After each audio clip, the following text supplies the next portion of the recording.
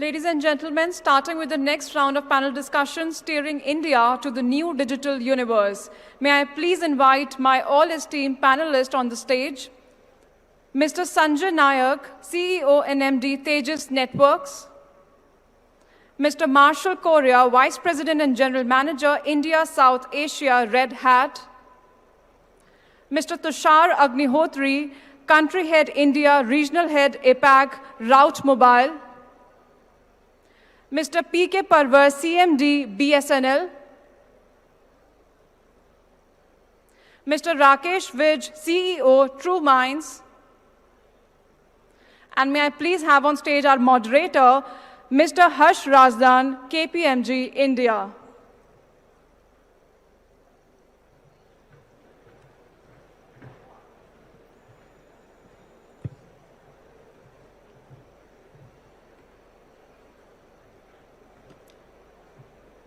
May I please request Mr. Harsha to please chair the session? Thank you.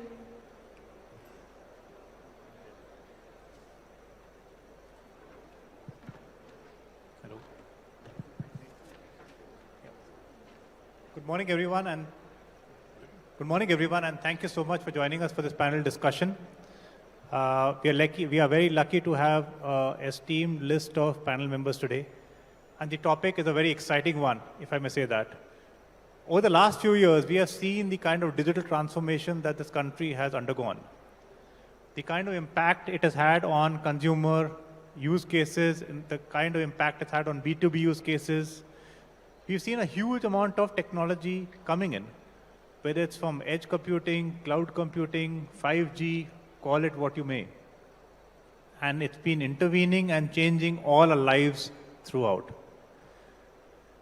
As we look at the next 40-odd minutes, we have a great mix of people who can manage regulation, manage policy from the private sector, public sector, who all need to collaborate to create this next wave of digital transformation for this country. With this, let me start off the panel with the first question to Praveenji. And Praveenji, the first question I have is that where are we in this journey and landscape as you see around digital transformation of the country? And what are the kind of changes you've seen over the last few years? I think India made a great progress in last 1 decade. From a laggard introductor of 4G, we are almost near launching the services in 5G space.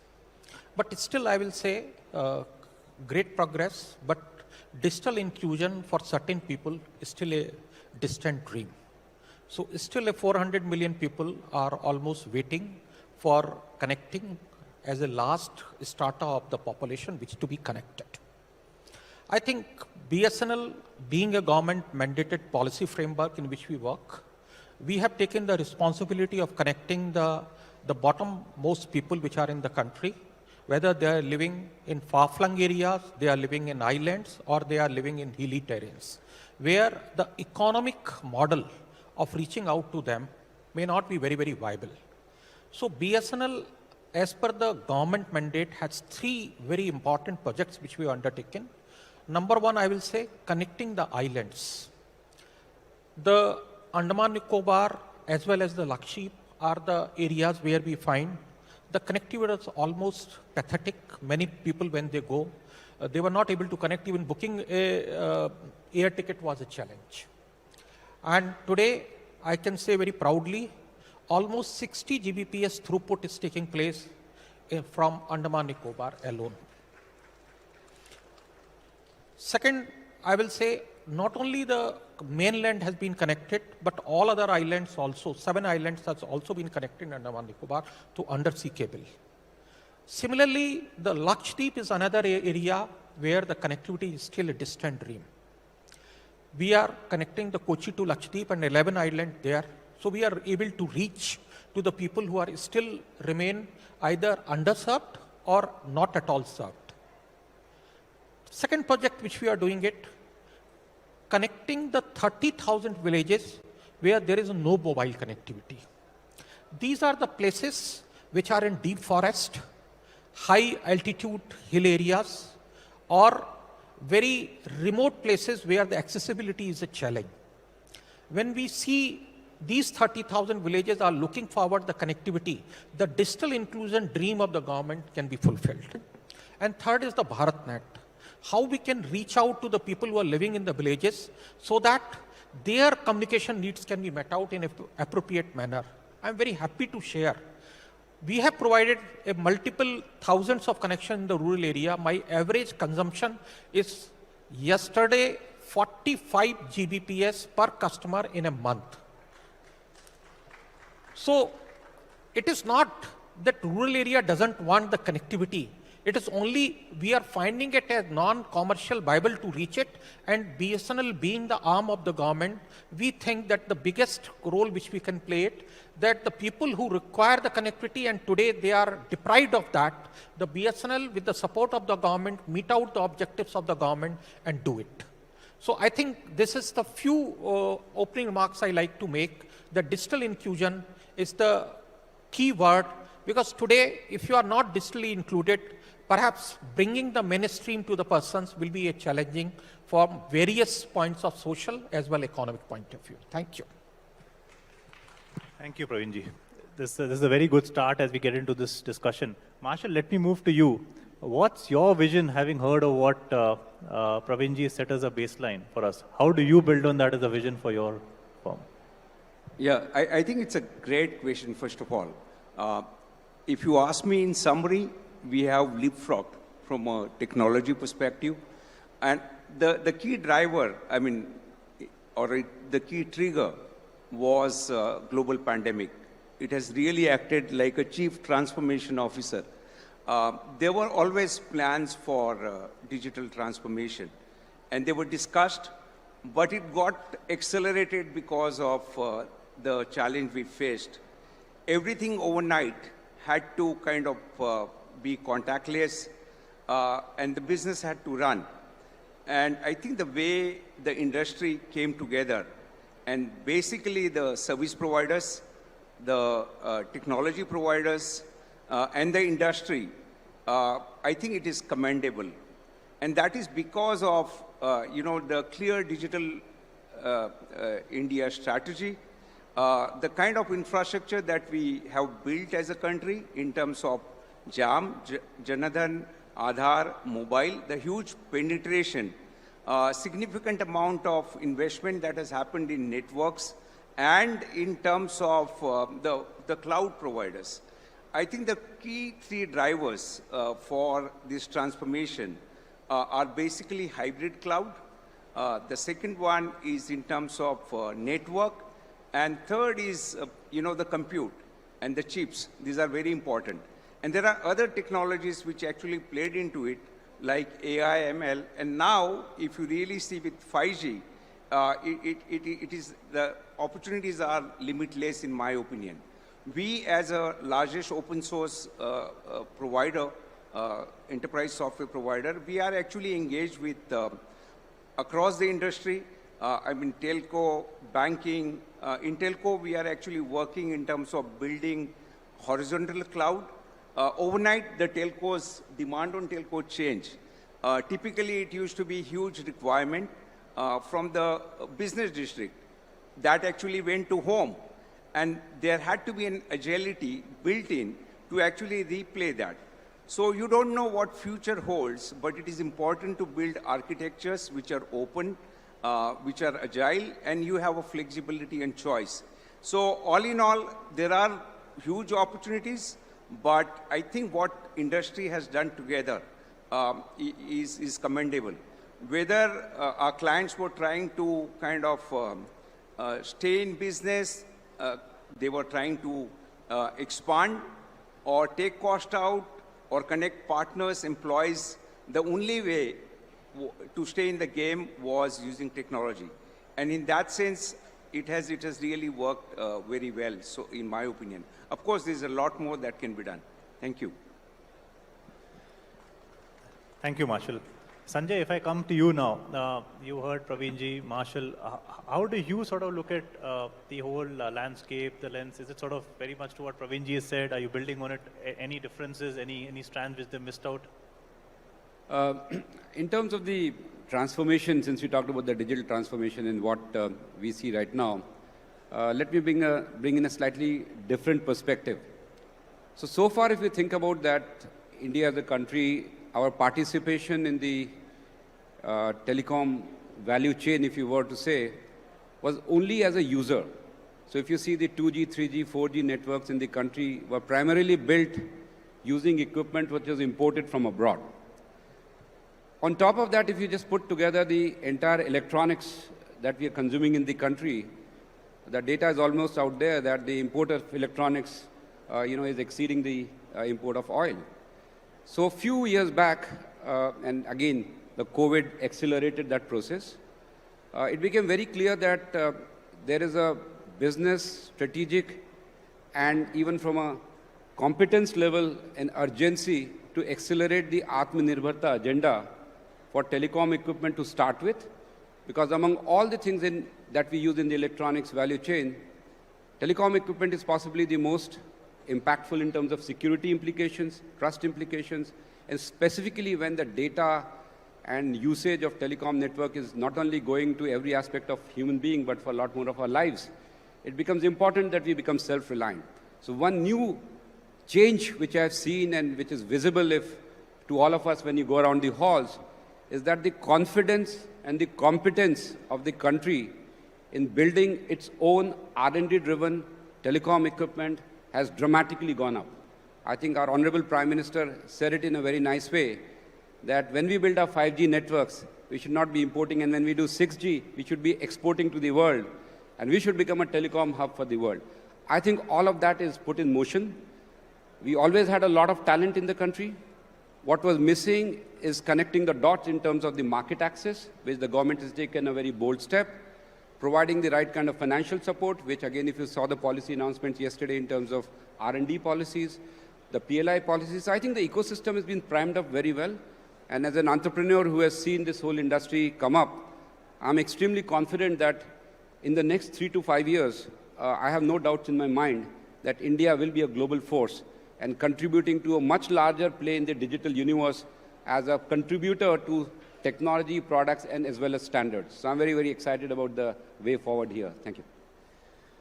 Thank you, Sanjay. And on this note of 𝗙𝗢𝗪𝗧𝗧𝗧𝗢𝗪, Rakesh, over to you. You've sort of, we've been talking since the morning and you've talked about the rapid scale-up you've seen over the last few years.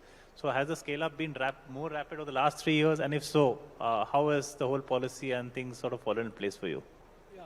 So first of all, a different point of view, right? While there are a lot of incentives offered to the hardware side, I think government has to still kind of look at the software, right? If you look at the world, Microsoft is a software company, right? Facebook is a software company. We have to encourage so that, software companies get a lot of incentives. It should not be a services-based organization. It should be a product-based, right? That is what I think we should look at and strive for.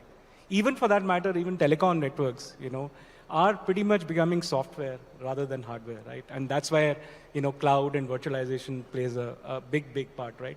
Hardware becomes a commodity, software is where all the intelligence is. And that's what the differentiation is. Harsh, I'd also like to talk about, some of the use cases, I think from a digital economy, right, the fintech stack is well proven. I don't think so anyone here remembers when we last signed a check. At least I don't. It's been ages, right? And that's a big success. I do operate my US accounts as well. Believe me, it's a pain and a nightmare there, right? Even though such an advanced economy. If you look at other use cases, we are actually working on smart factory solutions, providing operating efficiency, which is all about tracking, what the workers do. The other very interesting aspect which we are looking at is building a smart helmet where you get the biometrics of the worker, right? So it started from, one of the factory workers who was on a crane. He had a heart attack, but the crane was supposed to be there for 2 hours. Once they got him down, they realized it's too late. So there, if you can kind of connect with him, get all his biometrics, it has a GPS, so there is a methane leak, you can, geofence and so on. Then there are multiple other use cases on to building management solutions. So digital economy, starting from fintech, which has been a success, is actually all over us. Various use cases, and we can talk on and on about these use cases. Thank you, Rakesh. Tushar, How about some use case from your side? You're in a very different business, so would be keen to hear what you're saying here. Okay, so before the, getting on to use cases, let me see where do we exactly fit as an organization in the digital universe. So we facilitate communication for most of the organization who are customer facing. And in fact, I completely agree with my fellow panelist, Mr. Marshall, that during Corona, during the pandemic, actually it was a dire need of reaching customer at every step of their need, while they're placing an order, where they want to ensure where is the my order right now, what's the status. So we basically are a cloud platform company which allow any consumer-facing organization to come up and integrate with our platform, which means that they want to reach out customer through any of their mode of communication channel. Can be a SMS, can be a WhatsApp, voice, email, anything. Now, so what we would expect it to happen 5 years down, it actually happened during that during the pandemic. And a lot of interesting use cases actually came up during that period. From something happening in something on fintech, and somebody wants to understand what exactly happening to my transaction on which I've done with an e-com company, where is my payment debited, credited, or anything relating to that. I'll give you a couple of very, very interesting use cases. Now, during this period, a lot of the white goods manufacturing were facing challenges because, one, their service centers were down. They don't know exactly how to cater to the increasing needs of problems being faced by consumers who were using the brand, who were using the appliances. So we were able to put up a platform for them and a bot for them, which allowed them to interact freely with a bot. And at certain stage, where it was required to hand over the communication to a live agent, we were able to do that. Now, it was crisis because most of the call centers were down that time. One, of course, mobility was restricted. Not many people were actually attending. I'll come to another very interesting subject after this. So this bot helped them, register the inquiries. The users were updated regularly.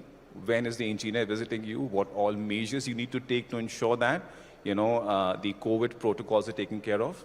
And then later, we in fact empowered most of the users, or rather the contact certain agents who were remotely working from the residences to actually take calls, receive these texts, respond to these texts while they were located remotely, and they were working remotely from their places here. So that's sort of, I hope that gives you a perspective here. Right. Thank you, Tushar. With this, I come back to Praveen-ji, you again, and while we go back again and continue on use cases, but around the investments in the space, I know the government has been investing a lot. What do you think are some of the big ticket items that over the next few years will have to be addressed to continue this journey that we've been planning out? Is there something that you specifically want to call out? I think as we move in 5G space, the fiberization and densification of network is required. Still, two challenges I will say. Number one, the right of way permission. A lot of improvement has taken place, but still the policies are not fully geared up for a large scale densification of network. So this is one area which I think a lot of work required to be done. And second is the cost driver in hiring the sites. Because ultimately what I see in the country, all operators are facing the cost side challenges unless until we have the very clear policies, both from the government institution and as well as the private controlled spaces. When I talk about, I will say ports, airports, or the large dwelling units where the access has become a very monopolized kind of activity. Unless until we open up these two areas, the right of way, and when I talk about the right of way, the fibers has to be laid. The industry also has to work in a, I will say, collaborative manner as we have done on the tower side. This infrastructure cannot be built by one operator. And the policies of the state government, local agencies, the municipal corporation should not look at the telecom as a revenue stream. They should look at as a utility which is building the infrastructure to be utilized by the common people and will deliver and drive the economy in a bigger manner. as well as the dwelling unit and the airports, I'm seeing a lot of monopolization is taking place, the right of access. If the right of access is not democratized, then the pain of continuing the monopoly prices or the restriction of access will spoil the gain which we have done in the telecom sector. Thank you. Thank you, Praveen ji. Sanjay, coming over to you, while there are challenges and we will keep working forward, any interesting use cases you want to share with the audience here, which you've sort of really seen changing the paradigm over the last few years? I think from an Indian perspective, if I look at the use cases which will be more relevant and more productive from an economic angle, I envisage should possibly come from rural India. Because from an urban India perspective, a lot of the benefits of connectivity are already there. Yes, people will get a faster download speed on their mobile. Most of the homes already have a fiber to the home connection, so they're getting the speeds there. So in my mind, the semi-urban or the rural areas where the industry is located could be one area where a lot of these use cases which you're seeing around would be there, whether it's for manufacturing 4.0, efficiency of manufacturing, efficiency of operating ports, logistics, whatever. Or specifically, I feel where India will benefit and possibly actually invent use cases, or I won't say invent, but productionize use cases which will be, blueprinted in the rest of the world, should come from rural India. My estimation is it could be most likely starting from education. There's a clear need to revolutionize education.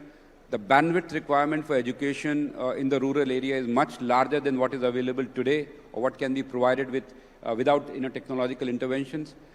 Second use case definitely is related to agriculture. I think there's a lot of productivity gains which can be made.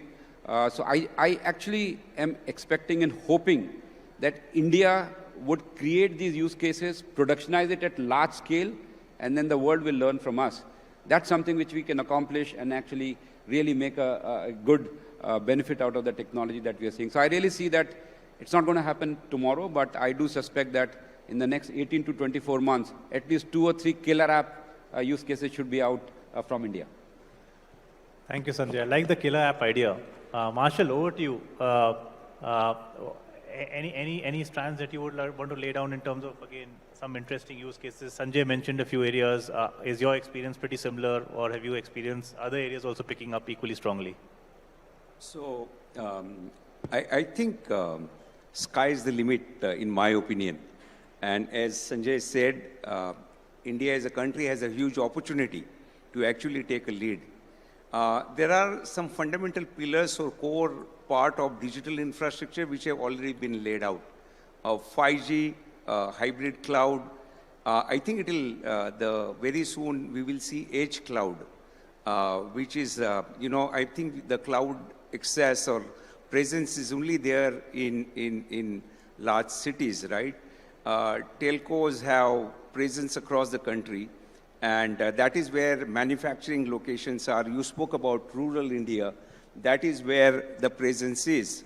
So once you get this in place, I think a lot of use cases will involve with actually startups, which is ecosystem, which is very vibrant.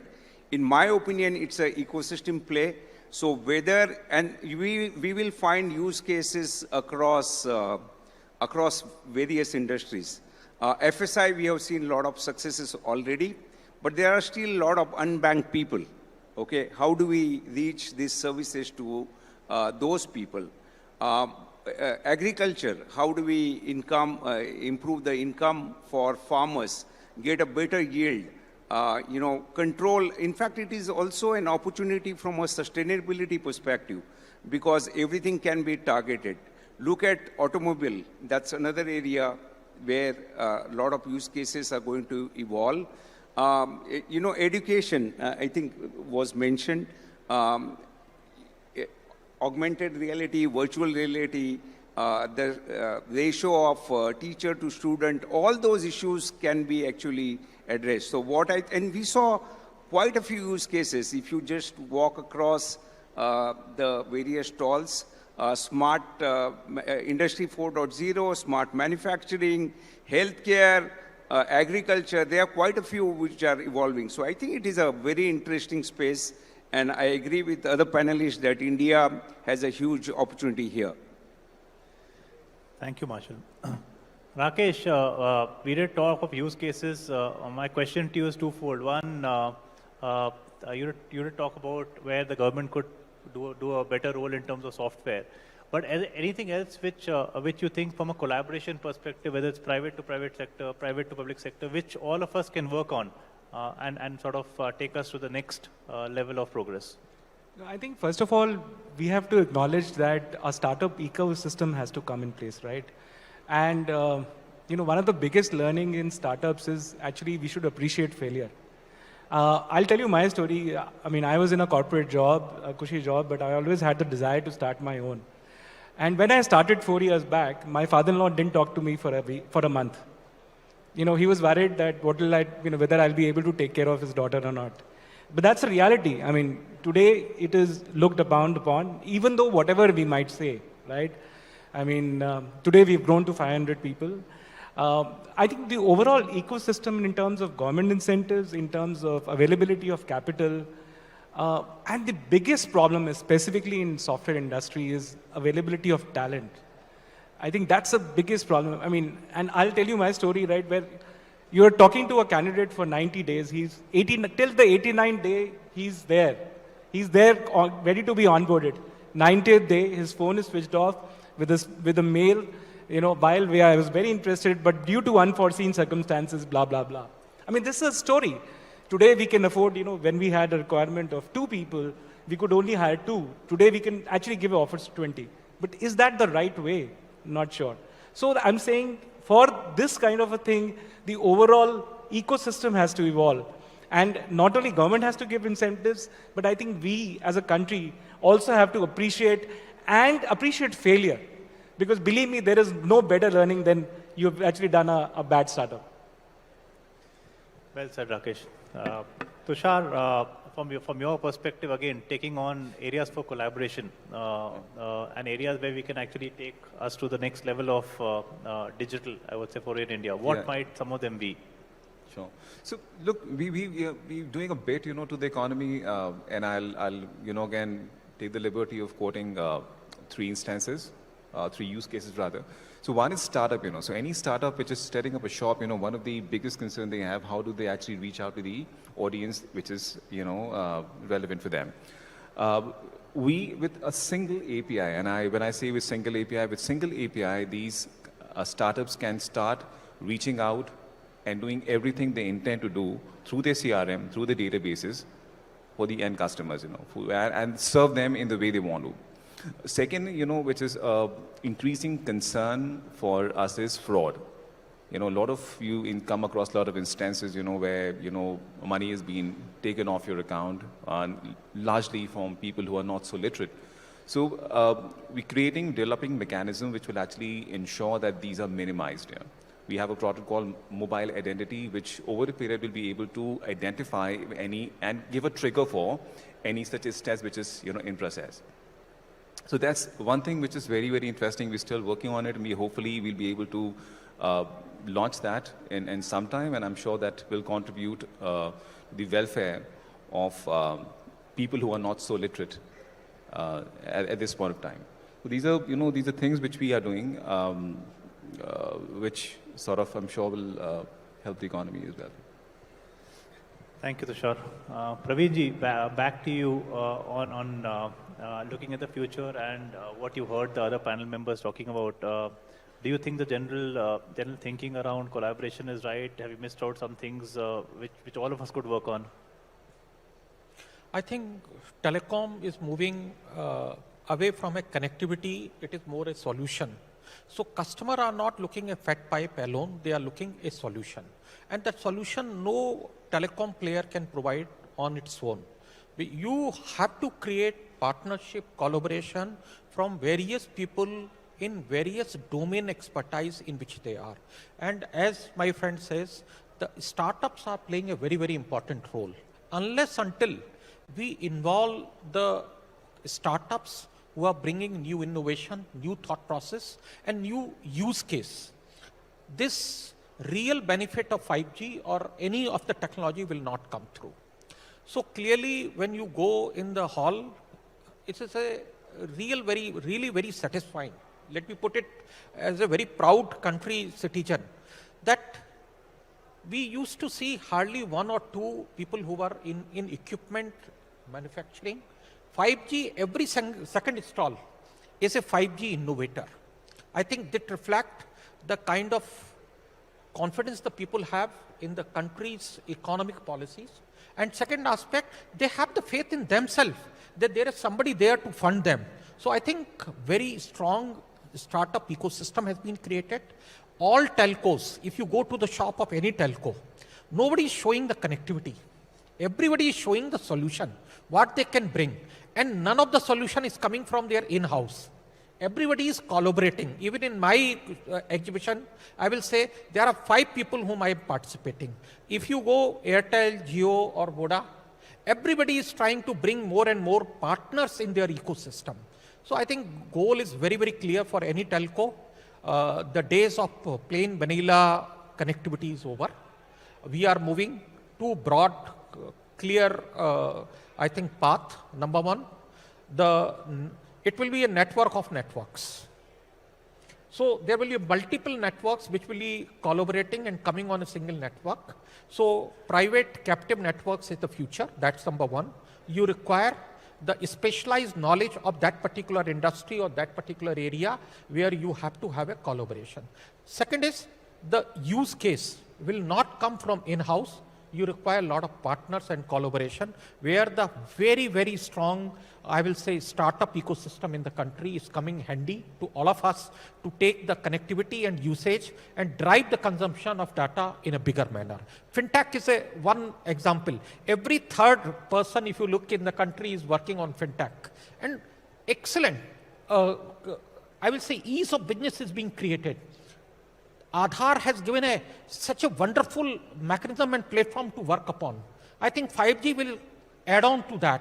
And similar kind of solutions will come which will drive the consumption, and it will be only in partnership mode. There cannot be on a standalone mode. The days of acting I will say, in isolation are over.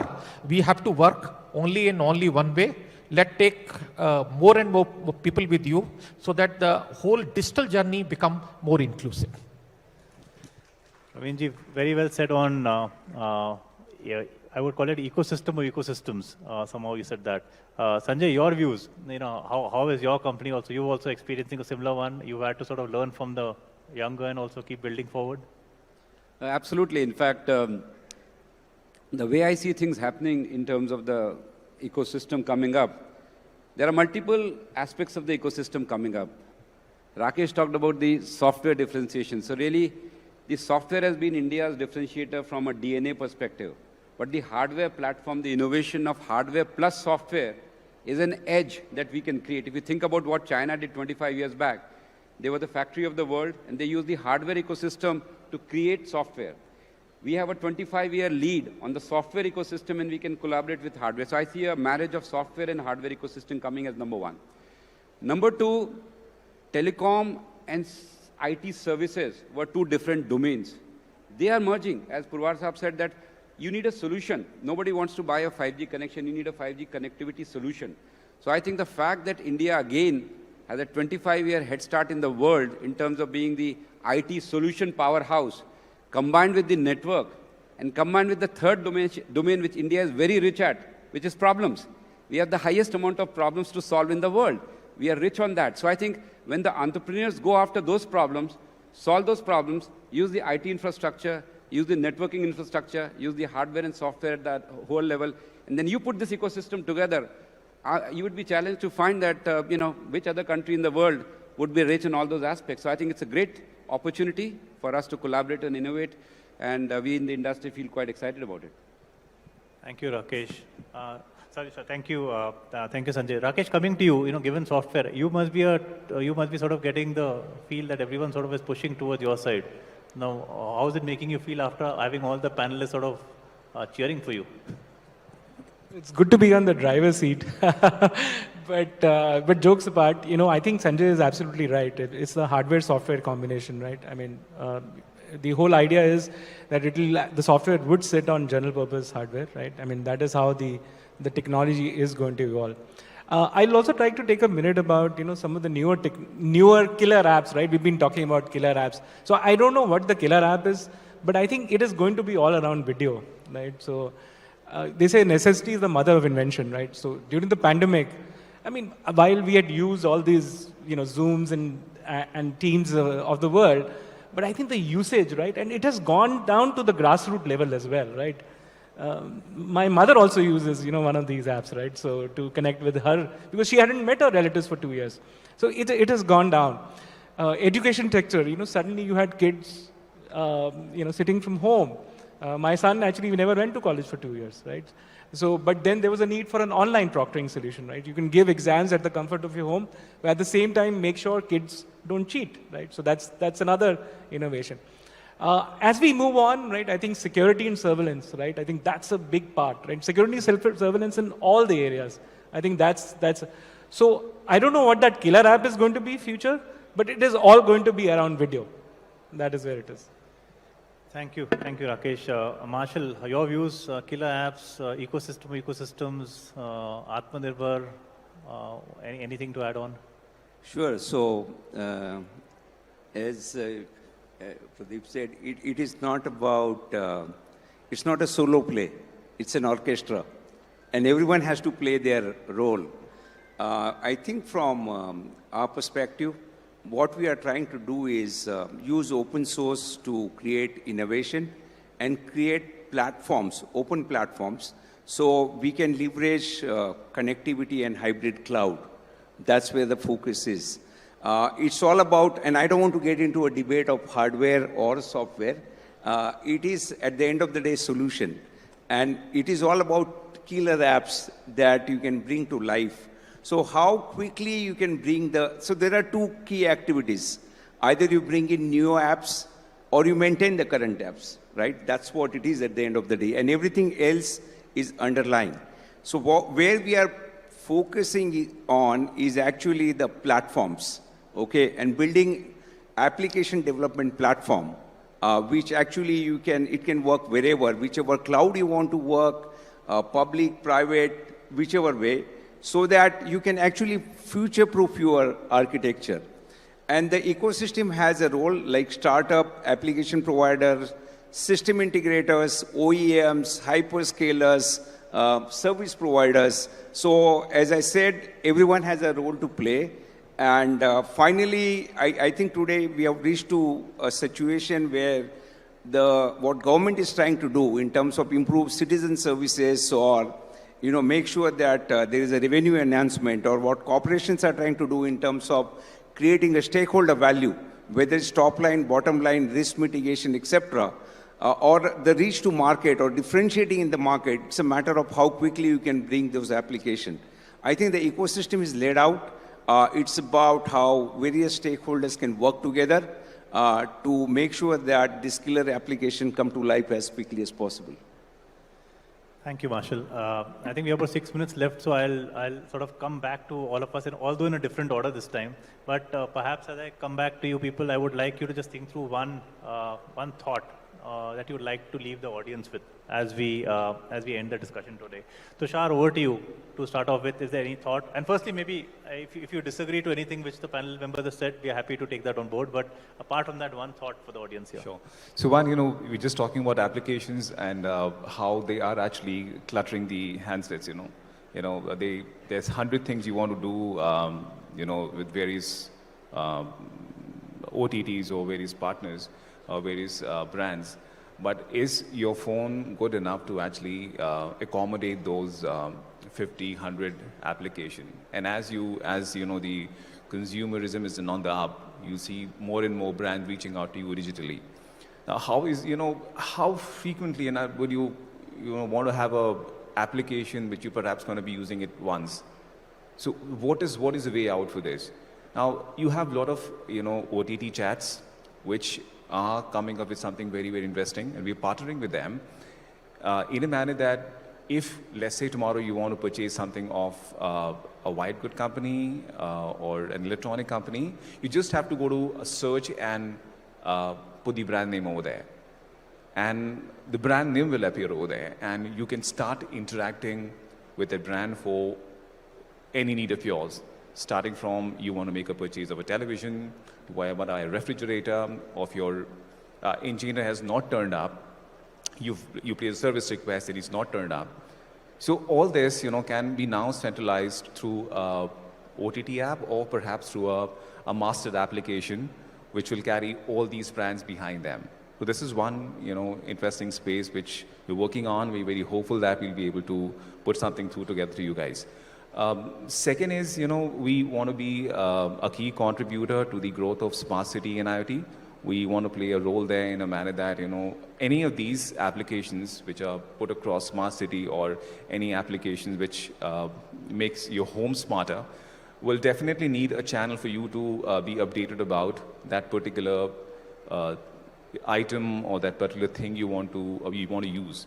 And that's precisely, where our platform will come and play and will keep you updated exactly what's going on with that particular equipment that's making your, home smart, or that element of the smart city which actually help you in your movements, So that's a bit from me.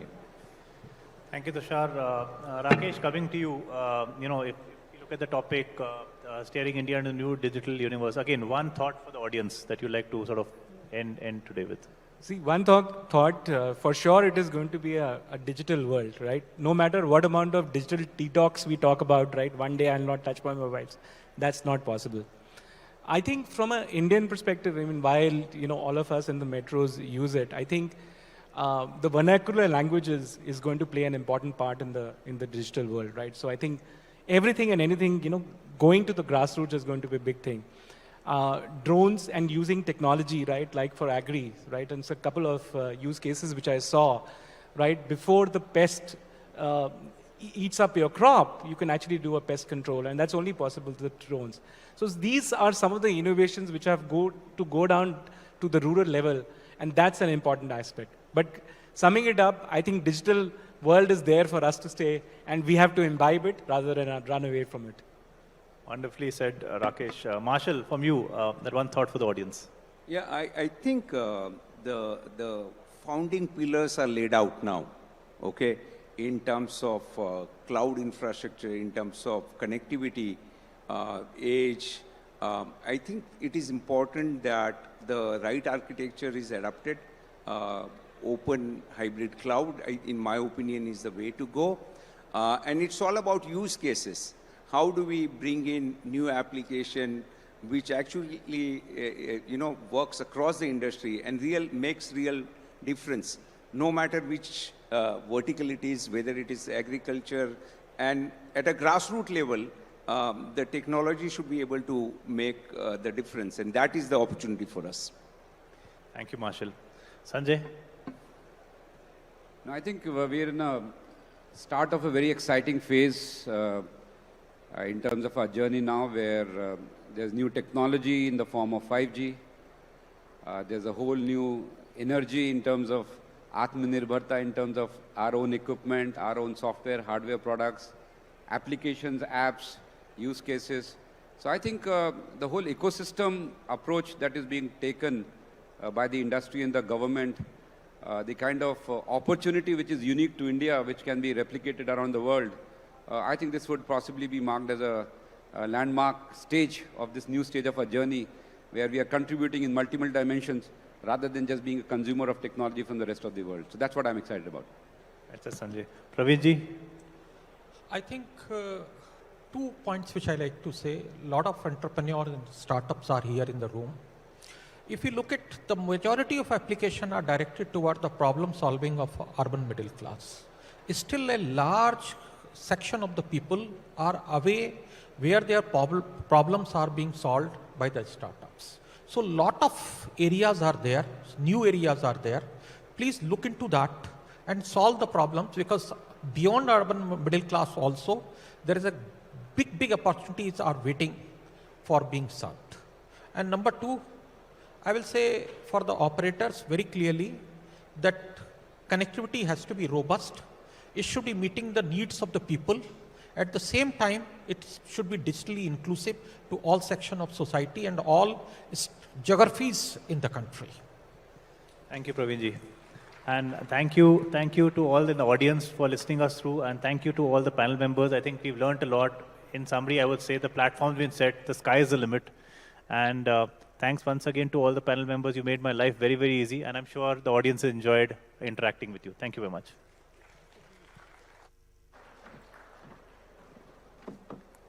I thank all the panelists for sharing their valuable insights with us. May I please request the moderator, Mr. 𝗪𝗪𝗡𝗏𝗂, to kindly present the mementos to all the panelists. Request you to please present the memento to Mr. Sanjay Nayak, Tejas Networks.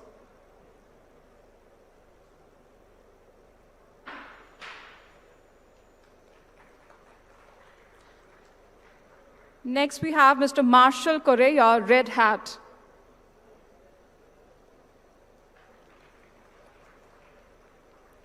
Mr. Tushar Agnihotri, Route Mobile.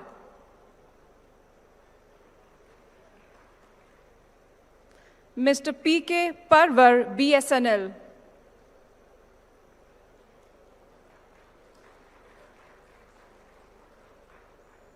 Mr. Rakesh Vij, True Minds.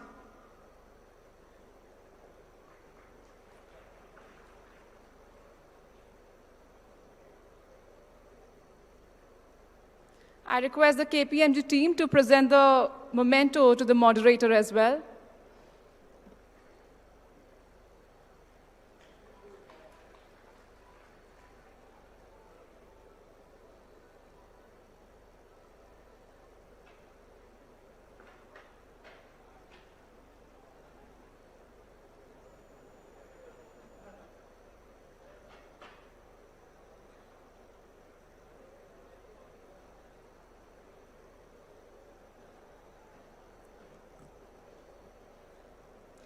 I once again thank all panelists. Ladies and gentlemen, thank you for being a wonderful audience. We'll be back after a quick lunch break for the next session, Global CTO Conclave. See you again in the main hall at 2 p.m. sharp. Have a great day ahead. Thank you.